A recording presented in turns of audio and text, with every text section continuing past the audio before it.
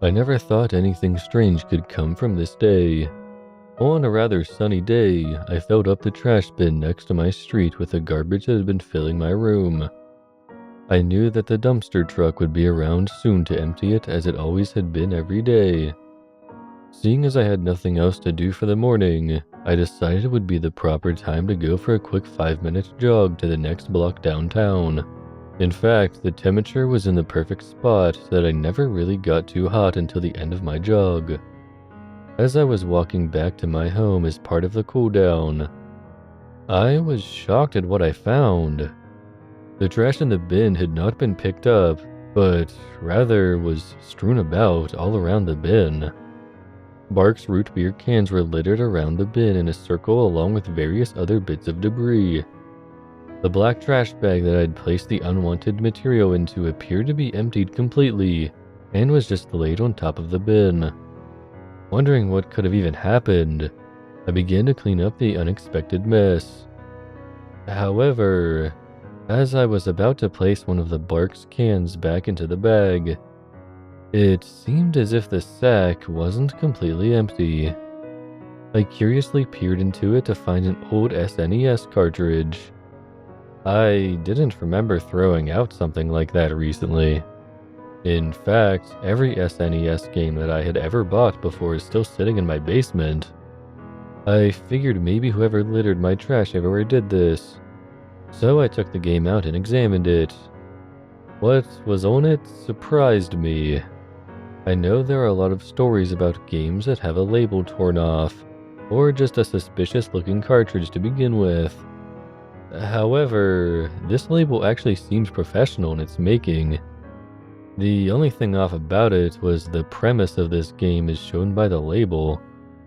The title of this game was simply My Little Pony: Friendship is Magic, similar to how it is titled just by the show's name on the iOS game. The Generation 4 character models are even present on the cartridge as well. Twilight Sparkle, Pinkie Pie, Fluttershy, and all of the other main characters were present. This was especially odd since this version of the show came out in 2010, which was way after the time of anyone making SNES games for a profit. I then thought back to a particular game known as Battle Kid for the original NES. Someone had actually programmed that for an old system long after it was abandoned by most developers. In fact, the guy was even selling a physical copy of it to people for a small profit. After hearing this, I figured maybe it was some fan developer that wanted to share his or her creation with someone else. I was rather curious as to why it had been done in such a messy manner though. They could have just left the game on my doorstep and I would have gladly sat down to play it. As I was beginning to walk back into my home, I noticed that the back of the cartridge didn't feel as smooth as it should have. My fingers had slid across a rough patch somewhere. I flipped this supposed game over as I noticed one piece of tape on the back.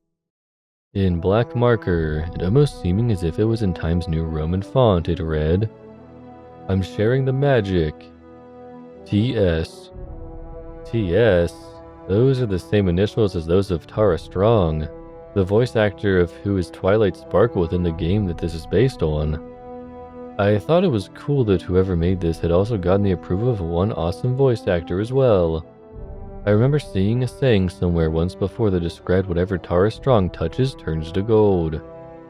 Seeing as I have yet to see anything terribly bad come out of whatever she's a part of, I thought that saying would have some merit in determining how good this game really was to play. I think I've rambled on enough about how I managed to come across this game. I think it's time to describe what came from playing it. When I first booted it up, I was surprised to see that the 16-bit sprites within the game actually closely resembled what the 6 main ponies in the show looked like. They were sitting in front of what is Fluttershy's home in the show. They seemed to be relaxing with a nice little picnic. Twilight was reading another book as usual. Fluttershy seemed to be resting along with her pet bunny Angel resting next to her. Rainbow Dash could be seen just lying down on her back with some sunglasses on. Pinkie Pie seemed to be focused on waiting for something to come out from underneath a picnic rag? I don't even know.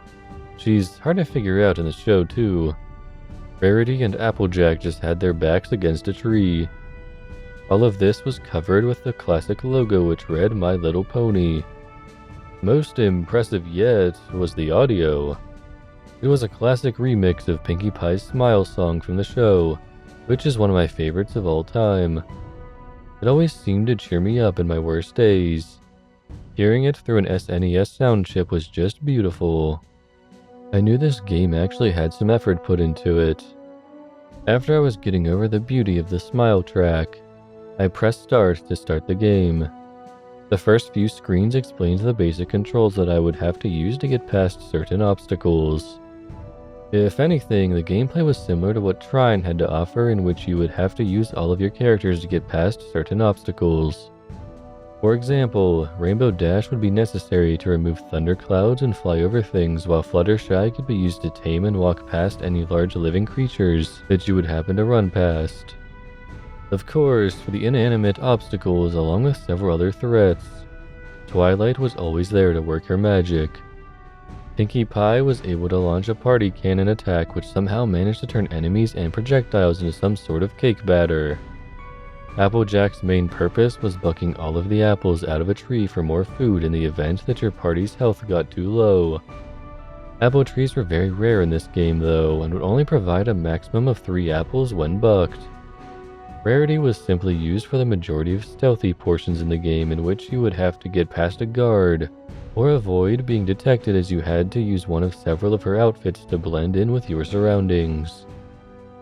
Now that I've got that lengthy description of the way the game played out of the way, it's time to describe what's truly frightening about this experience. After playing through a majority of the levels for about an hour, I came across a level simply titled Stage 16, Stop. I thought that was odd.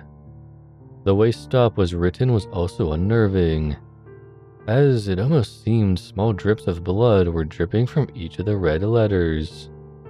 As the level faded into view, I was horrified by what I saw. Dead, lifeless trees that seemed more like Nintendo 64 graphics were appearing on the screen. The sky was also blackened with a slight hint of red. The ground I had been walking on was gray instead of the lively colors I had been seeing before. The character who was on the screen was Fluttershy, who seemed more worried than usual. The freakiest part of all of this was the playing of the Smile song in reverse. This version wasn't even a 16-bit version from the title screen. It sounded like an actual instrumental of the song just played in reverse. I was beyond words at this point. Whoever made this game was a sick, twisted individual. Confused why there was a sudden change of atmosphere, I decided to move forward, only to see a giant bony black hand come out of the ground and grab Fluttershy. She was crushed within that same instant, blood running out into every direction. The game had never been this graphic with a character death before. In fact, there was never any blood in the event that a character had temporarily fainted. Deciding to try a different approach to overcoming the obstacle of the hand, I thought I could use Rainbow Dash to fly well above and over it. However, to my horror, the hand reached up all the way to the blackened sky and still crushed poor Dash with that same grip that had gotten the best of me before. Maybe Pinkie Pie would help me accomplish something with an insane stroke of luck? Nope, she was crushed into a giant pool of blood as well. I tried switching to Twilight to see if I could use her magic to get across, but the game was bugged and would not let me at this point. I thought maybe I could use Rarity to get across with a camouflage disguise of sorts. No such luck. That camouflage was soon bloodstained. I tried switching to Twilight again, but she still wasn't selectable. Applejack was my last hope. Of course, she was crushed as easily as someone would bite into a single apple. I had given up all hope of beating this game when the game suddenly put Twilight into control. In fact, I was no longer pressing any buttons.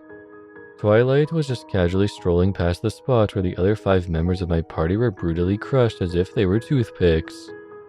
After she reached the edge of the screen, a dialogue box appeared. Princess Celestia was right. Friends really do come in handy when you need them. After I pressed A to remove the dialogue, the reversed smile song stopped. It was dead silent for about 10 more seconds. Then another dialogue box appeared. Their potential was exceedingly great. It even felt so good to possess it for myself. I feel as if I can accomplish anything now. What kind of sick madness was this? This was not the Twilight I knew from the show. She would never harm her friends just for her own personal gain, would she? Then Twilight turned directly towards me. I could see a red pixelated glowing in her eyes as she just stared at me intently. I'm only merely doing what you've been doing this whole entire time. I'm using my friends as a means of escaping my current life. You've grown bored of your life in the same way I have mine. It's time to move on. Using them? How is anything she's done even remotely comparable to my feelings? Almost as if in response to my questions, she answered, Your own life is empty as was mine. You turned elsewhere to keep yourself entertained. You needed a purpose. I found mine, but it seems as if you still need to find yours. At this point, a very disturbing image of Twilight with an unsettling smile, just like the one seen in the episode of MLP FIM titled Lesson 0. That smile sent shivers down my spine when I saw it in the show, but this far tops what that detailed. Everything about this seemed as if a real-life photograph had been snapped with a high-quality camera. Her eyes were completely missing. Beyond each of the sockets was just a black void. The mouth was also toothless. There was no tongue or any other features within it either. It was just a black void as the eyes were.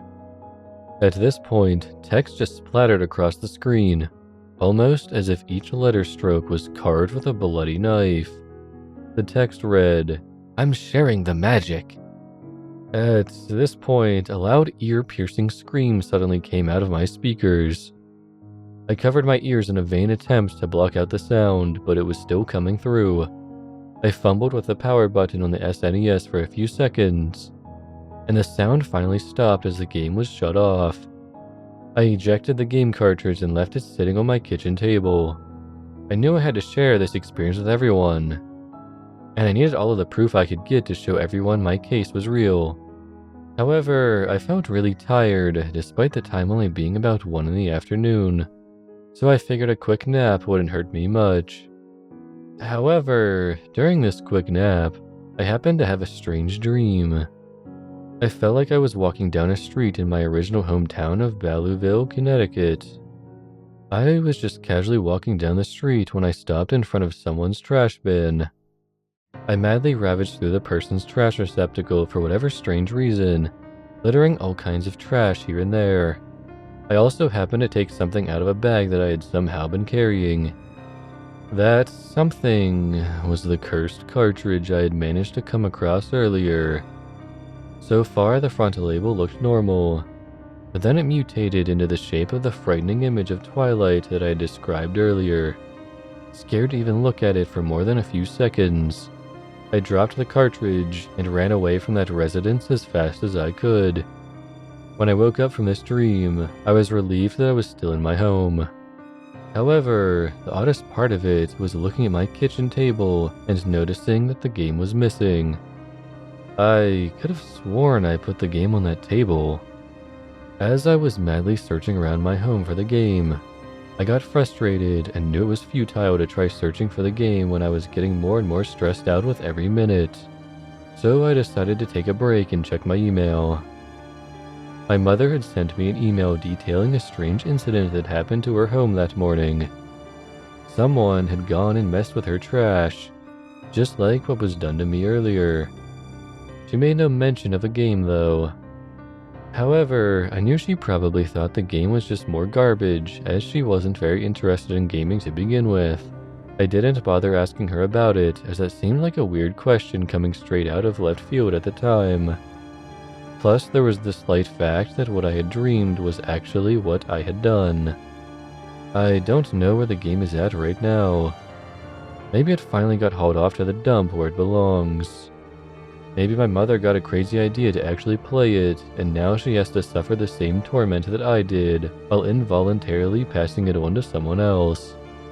Wherever it is, be careful when you're playing it. If that Twilight has enough power to control people's actions in the real world, then who knows what she'll be capable of doing soon.